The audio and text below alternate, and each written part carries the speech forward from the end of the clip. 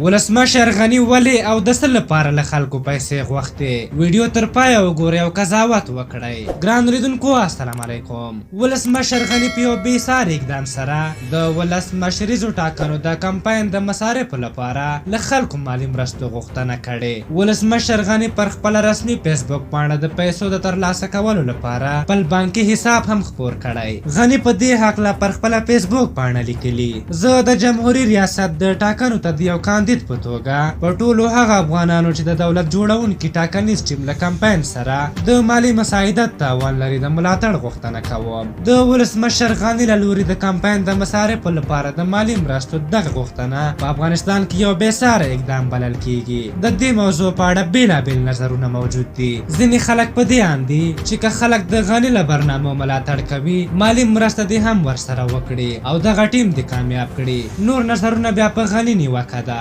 دوی وایي خلک د په حکومت کې د بیکارۍ او غریبۍ له وجې په یوې مړۍ ډوډۍ پسې حیران دي او دوی ترې مالي مرستې غواړي. خو ځینې بیا په دې اند دي چې ولسمشر غني د چا مالي مرستې ته اړتیا نه لري او دغه پوسټ چې کړی دا په خپله هم د ده لپاره یو کمپاین دی. په هر حال ټاکنیز کمپاینونه د تیر په پرتله له ګڼې ګوڼې خالي دي. شنونکي لامل د سولې روانې خبرې، د ټاکنو د کېدو شک او په کمپاینونو باندې د طالبانو احتمالي بریدونه د کمپاینونو د پریکا کېدو لامل ګڼي. خو دولت جوړونکی ټیم کمپاین تر نورو منظم او ښه ښکاري او که انتخابات وشي ښایي په غټ اکثریت دغه ټاکنې وګټي. په هر حال تاسو د دغې موضوع په هکله څه نظر لرئ چې ولسمشر غني له خلکو مالي مرسته غوښتې؟ خپل نظرونه مو راته په کومنټ کې ولیکئ. که زموږ ویډیو مو خوښه شوې وي ضروري لایک کړئ. ترڅنګ زموږ د یوټیوب چینل حتما در سره سبسکرایب کړئ. تر بلې ویډیو مو په لویو بخښونکي خدای سپارم. د الله په امان.